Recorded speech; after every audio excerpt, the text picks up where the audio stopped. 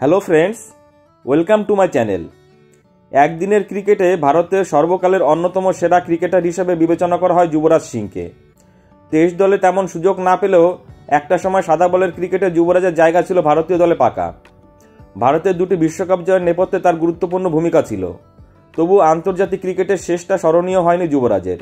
একটি ব্যাপারে তৎকালীন অধিনায়ক বিরাট কোহলির অনড় মনোভাবের জন্যই নাকি একরকম চুপচাপ সরে যেতে হয়েছিল যুবরাজ সিংকে, এমনটাই দাবি করছে ভারতীয় দলের আর এক প্রাক্তন সদস্য রবিন উতপ্পা। ক্রিকেট জীবনে ক্যান্সার আক্রান্ত হয় যুবরাজ। চিকিৎসার জন্য কিছুদিন তাকে মাঠের বাইরে থাকতে হয়। সুস্থ হওয়ার পর আবার মাঠে ফিরছিলেন যুবরাজ। আরও কিছুদিন দেশের হয়ে খেলতে চেয়েছিলেন, কিন্তু কোহলি তাকে চাননি দলে। অধিনায়ক থাকাকালীন ফিটনেস নিয়ে কঠোর মনোভাব নিয়ে চলতেন কোহলি, তাতেই আটকে যান যুবরাজ। এক সাক্ষাৎকারে উতপ্পা এমনই জানিয়েছেন। তার বক্তব্য, যুবরাজকে ফিট হওয়ার জন্য যথেষ্ট সময় দিতে রাজি হননি কোহলি। উতপ্পা বলেছেন, দলে ফিরতে চাইছিল যুবরাজ।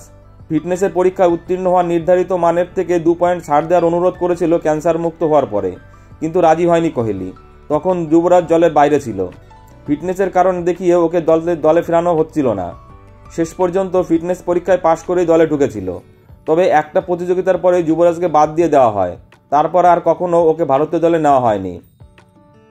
উতপ্পার বক্তব্য অনুযায়ী ক্যান্সার জয়ীর জন্য নিয়ম একটুও শিথিল করতে চাননি কোহলি। উতপ্পা আরও বলেছেন, কোহলির অধিনায়ক থাকার সময় দলের সিনিয়র ক্রিকেটারদের নিয়ে তৈরি লিডারশিপ গ্রুপে কখনো রাখা হয়নি যুবরাজকে। তখন সবকিছুই হতো কোহলির কথা অনুযায়ী।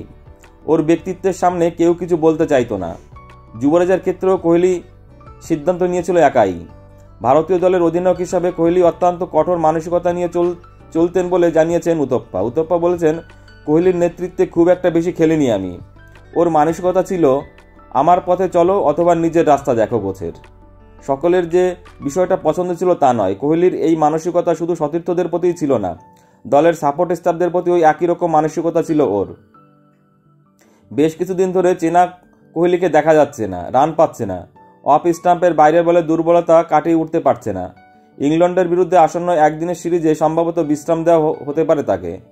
চ্যাম্পিয়ন্স ট্রফিতে তার দিকে অনেকটাই তাকিয়ে থাকবে ক্রিকেট প্রেমীরা। টেস্টের পর একদিনের প্রতিযোগিতায় ব্যর্থ হলে কোহলির দলে থাকা নিয়েও প্রশ্ন আরও তীব্র হতে পারে। বন্ধুরা, তোমাদের কি মনে হয়, চ্যাম্পিয়ন্স ট্রফিতে কোহলি কি কামব্যাক করতে পারবে? প্লিজ কমেন্টস করে জানাও। আর ভিডিওটি ভালো লাগলে অবশ্যই লাইক, কমেন্ট, শেয়ার করে দিও বন্ধুরা, এবং চ্যানেলটি সাবস্ক্রাইব করে দিও। সকলে ভালো থেকো, ধন্যবাদ।